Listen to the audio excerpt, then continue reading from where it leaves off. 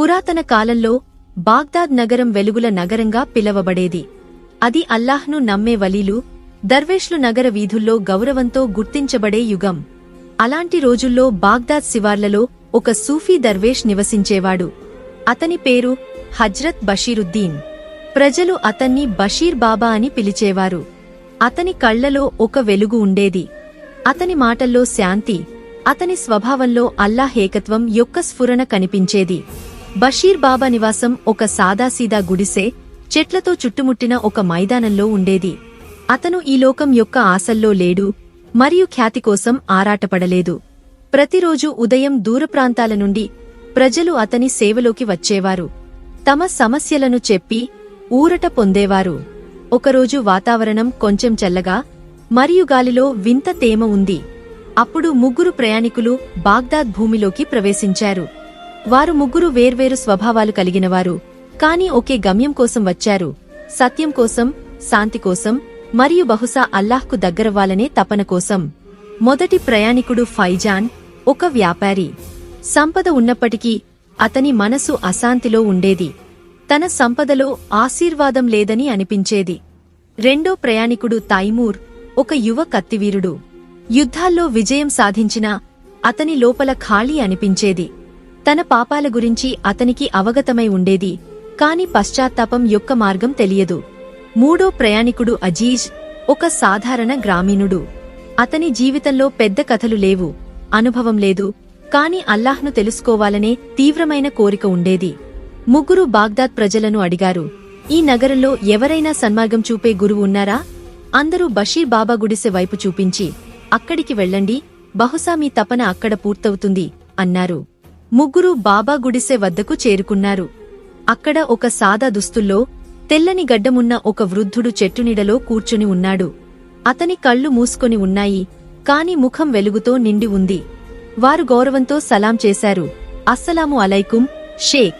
బాబా కళ్ళు తెరిచి నవ్వుతూ జవాబిచ్చారు: వాలైకుం అస్సలాం కుమారులారా, రండి, కూర్చోండి.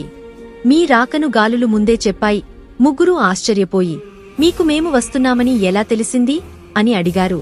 బాబా చెప్పారు: అల్లాహ్ను స్మరించే హృదయంలో ఏదీ దాగ ఉండదు. ఆ తర్వాత బాబా ముగ్గురిని చూసి, మీరు వేర్వేరు మార్గాల నుండి వచ్చారు, కాని మీ గమ్యం ఒకటే: ప్రపంచాల ప్రభువైన అల్లాహ్ వైపు తిరిగి వెళ్లడం. కాని గుర్తుంచుకోండి, ప్రతి అన్వేషణ ఒక త్యాగాన్ని కోరుతుంది. బాబా ఫైజాన్ వైపు చూసి, నీవు సంపన్నుడివి, కాని నీ హృదయం నిరుపేద. నీవు ఎప్పుడైనా ఆ చేతిని చూశావా? అది ఇస్తుంది కాని ఏమీ అడగదు. ఫైజాన్ కన్నీళ్లు పెట్టుకున్నాడు. బాబా, నేను చాలా సంపాదించాను, కాని హృదయానికి శాంతి లభించలేదు. సంపదను ఆశీర్వాదంగా మార్చడం ఎలాగో చెప్పండి. బాబా చెప్పారు: సంపద యొక్క ఆశీర్వాదం అది ప్రేమ, సేవ కోసం ఉపయోగించినప్పుడు వస్తుంది. రేపు ఉదయం మీ ముగ్గురు నాతో రండి. మొదట ఫైజాన్ పరీక్ష ఉంటుంది. ఆ తర్వాత బాబా తైమూర్ వైపు చూసి, తైమూర్, నీవు కత్తి నడిపేవాడివి, కాని నీ ఆత్మ ముందు ఓడిపోయావు. నీ ఆత్మను నీవు బంధించడానికి సిద్ధంగా ఉన్నావా? తైమూర్ తలవంచి, నేను చాలా మందిని గాయపరిచాను. ఇప్పుడు నా హృదయ గాయాలకు చికిత్స కోరుకుంటున్నాను. బాబా చెప్పారు: పశ్చాత్తాపం యొక్క మార్గం కత్తితో కాదు, కన్నీళ్లతో తెరుచుకుంటుంది. నీ సమయం కూడా వస్తుంది, నీ నీడను చూడాల్సిన సమయం. చివరగా అజీజ్ వంతు వచ్చింది. బాబా అతని కళ్లలోకి చూసి, నీ హృదయం సాదాసీదాగా ఉంది, కాని నీ ప్రశ్న లోతైనది. నీవు అల్లాహ్ను అర్థం చేసుకోవాలనుకుంటున్నావు. అజీజ్ మెత్తగా తల ఊపి, అవును బాబా, నేను అల్లాహ్ను అర్థం చేసుకోవాలనుకుంటున్నాను, కాని నాకు అది సాధ్యం కావడం లేదు. బాబా చెప్పారు: అయితే నీ హృదయాన్ని అర్థంగా చేసుకో, అందులో అల్లాహ్ యొక్క స్వరూపాన్ని వెతుకు.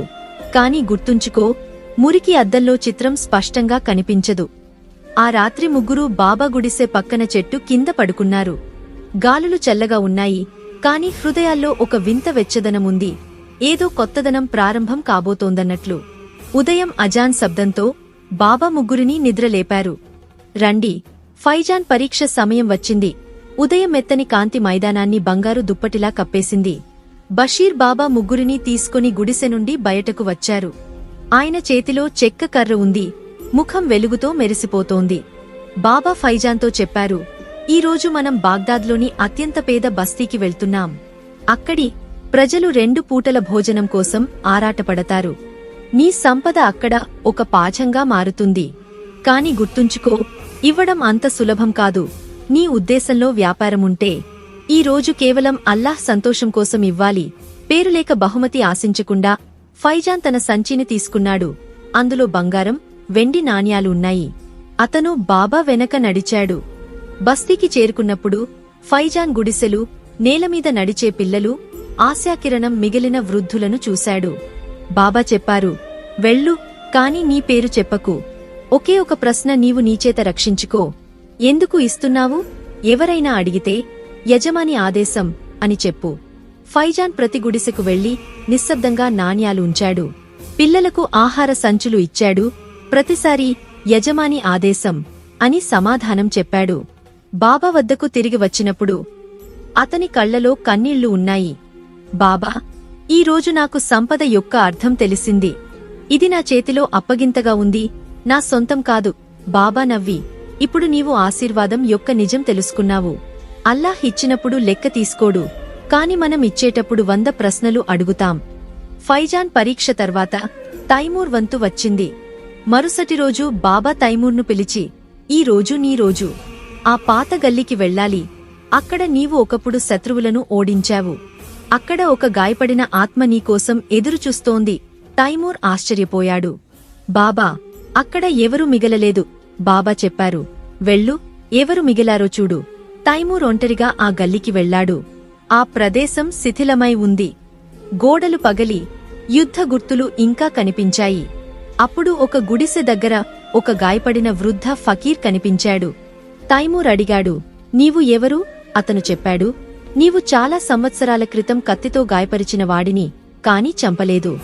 నీవు తిరిగి రావాలని నేను ప్రతిరోజూ ప్రార్థిస్తాను, నిన్ను క్షమించడానికి. తైమూర్ ఆత్మ కంపించింది. అతను నేలపై పడిపోయాడు. బాబా, నేను పాపిని, నన్ను క్షమించు. వృద్ధ ఫకీర్ నవ్వి, అల్లాహ్తో హృదయపూర్వక పశ్చాత్తాపం చెయ్యి, ఆయన అందరినీ క్షమించేవాడు. ఈ సంఘటన తర్వాత తైమూర్ తిరిగి వచ్చాడు. అతని ముఖం మారిపోయింది. అతను తన కత్తిని బాబా పాదాల దగ్గర ఉంచి, ఇది ఇక నాది కాదు, అల్లాహ్ యొక్క అప్పగింత. బాబా ఆశీర్వదించి, తైమూర్, ఇప్పుడు నీవు సత్యం యొక్క సైనికుడివి. నిజమైన పశ్చాత్తాపం చేసినవాడు అల్లాహ్కు ప్రియమైనవాడవుతాడు. ఫైజాన్ మరియు తైమూర్ పరీక్షల తర్వాత ఇప్పుడు అజీజ్ వంతు.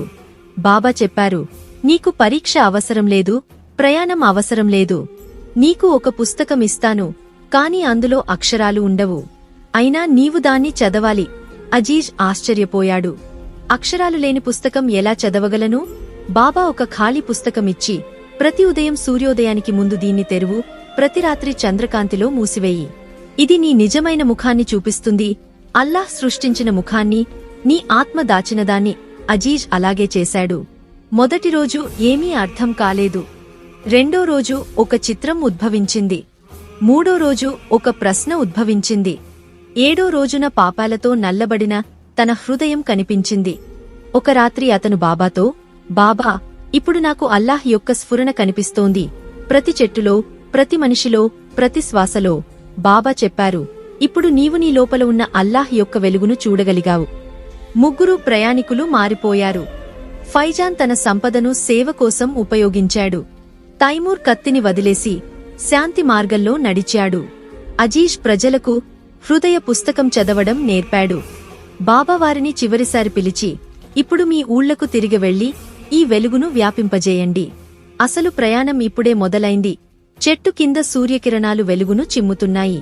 బాబా ముగ్గురిని చూస్తూ, ఇప్పుడు వెళ్ళండి, నీవు నేర్చుకున్నది ఇతరులకు చేర్చండి. ఫైజాన్ చెప్పాడు, బాబా, మిమ్మల్ని వదిలి వెళ్లడం ఇష్టం లేదు. బాబా నవ్వి, నా రూపాన్ని వదిలిపెట్టవచ్చు, కాని నా స్వభావాన్ని తీసుకెళ్ళు. నా మాటలను నీ చర్యల్లో జీవించేలా చెయ్యి. నేను నీతో ఎప్పుడూ ఉంటాను. ఫైజాన్ తన ఊరికి తిరిగి వెళ్లి తన భవనాన్ని దర్గాగా మార్చాడు. అక్కడ ఆకలితో ఉన్నవారికి ఆహారం, అనాథలకు ఆశ్రయం, కోరుకునేవారికి దీవెనలు ఇచ్చాడు. అతను బాబా ఫైజ్గా పిలవబడ్డాడు.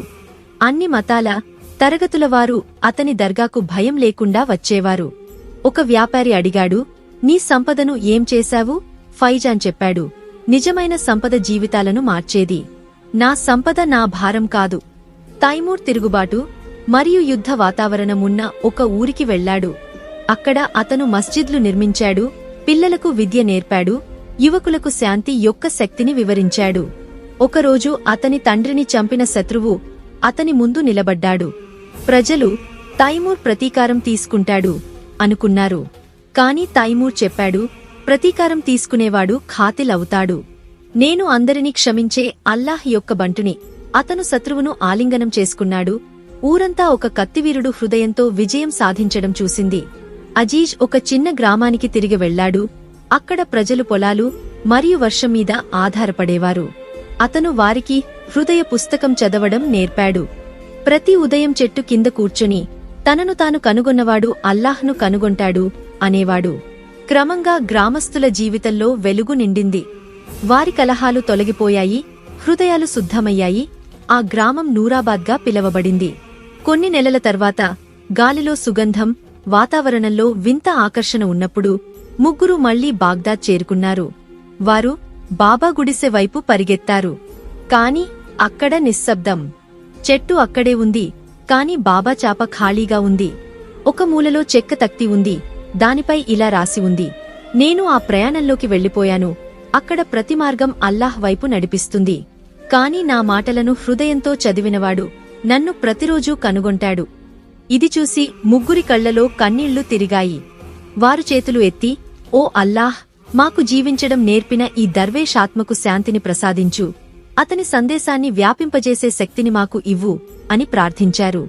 బాగ్దాద్లోని ఒక అల్లాహ్ దర్వేష్ ముగ్గురు ప్రయాణికుల కథ మనకు నేర్పుతుంది. మానవ జీవితం యొక్క ఉద్దేశం సంపద, శక్తి, జ్ఞానం సంపాదించడం కాదు, వాటిని ఇతరుల మంచి కోసం ఉపయోగించడం. ఈ కథ నుండి 3 ముఖ్యమైన పాఠాలు. సంపద అవసరస్థుడికి సహాయం చేయనంత వరకు భారం. ఫైజాన్ నేర్పినది, సంపద అల్లాహ్ యొక్క అప్పగింత, దాన్ని పంచితేనే నిజమైన ఆశీర్వాదం. శక్తి యొక్క నిజమైన ఉద్దేశం ప్రతీకారం కాదు, క్షమించడం, శాంతిని వ్యాపింపజేయడం. తైమూర్ నేర్పినది, కత్తిని వదిలి హృదయం గెలవడమే నిజమైన వీరత్వం. జ్ఞానం అనేది మనిషిని అల్లాహ్తో, తనతో, సత్యంతో కలిపేది. అజీజ్ యొక్క అన్వేషణ చెప్పేది, ఆధ్యాత్మిక ప్రయాణం తన లోపల నుండి మొదలవుతుంది. ఈ కథ మీకు నచ్చినట్లయితే తెలుగు ఇస్లామిక్ టేల్స్ ఛానల్ను తప్పక సబ్స్క్రైబ్ చేయండి, లైక్ చేయండి, షేర్ చేయండి మరియు కామెంట్లో మీ అభిప్రాయాన్ని తెలియజేయండి. నెక్స్ట్ వీడియోలో తిరిగి కలుసుకుందాం. అప్పటి వరకు అస్సలాము అలైకుం.